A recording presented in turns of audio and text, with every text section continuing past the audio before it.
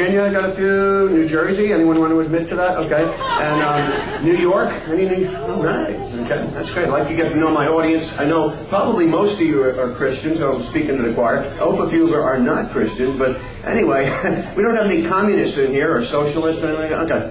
Anyway, we're going to have a lot of fun. We'll talk politics, religion, and birds, and we'll wrap it up in a little bit. But ladies and gentlemen, these birds are pretty amazing. Like I said, they come from many different habitats, and God created all these habitats out there, which is cool. And He created these birds fearfully and wonderfully for the different habitats that they live in. So that's kind of cool. And there's a lot of birds out there. Now, the birds I work with, I have upwards of 100 raptors right now, and most of them are handicapped birds. These birds have gotten into a little bit of trouble out there. And the way they get into trouble is they actually come near people, near civilization, and all kinds of crazy things happen to them.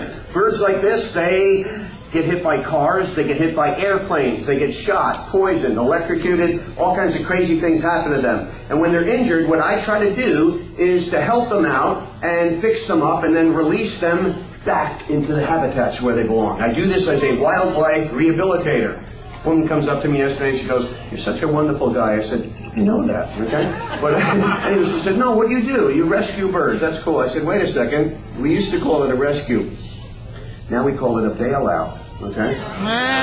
It doesn't cost any tax dollars, which is a really good bailout here, okay? So, we bail out birds whenever we can, but sometimes birds have permanent injuries. They're not going to make it out there. The bird might have an injury to the wing, the leg, the eye, or sometimes even the brain. This will prevent the bird from making a living out in the wild. So, what do we do when we get a bird like that? Well, we keep it.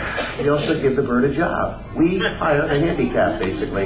These guys, they do most of the work. And they become wonderful teachers to teach people like you about their amazing lives. So this evening, ladies and gentlemen, you are going to learn a lot about birds from these birds. These will be your teachers tonight, okay? And you guys better behave. I got some very mean-looking teachers with me, don't I? Okay? Anyway, we're going to have a lot of fun here tonight. Not all my birds are handicapped. Some of them are perfectly healthy. They can actually fly. And because they fly, I train them. I use them in big outdoor flying demonstrations where they get to fly free. It's exciting to see that. That's hopefully going on. My daughter's filling in for me, 11 years old. I'm thinking of her flying all these birds out over in Six Flags, but she can pull it off, you know. We used to put little birds in her crib when she was a baby, so grew up in the business. Anyway, we're not taking you guys outside tonight, but listen, this is a nice big room. I was thinking, if it's okay with you guys, I'd like to turn a few of them loose in here, if that's okay.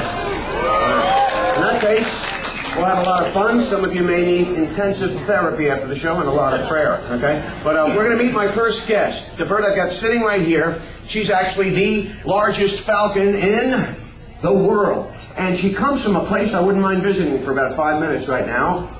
A very cold country. So cold they call it Iceland. Can you imagine living in Iceland? God bless you. Okay? But ladies and gentlemen, that's where she's from. She's an Arctic falcon, an Arctic gyrfalcon, G-Y-R falcon. Her name is Stormy. Now, I do use Stormy in my shows like I'm doing right now, but I also use her for something special. I use her for hunting in the ancient sport of falconry.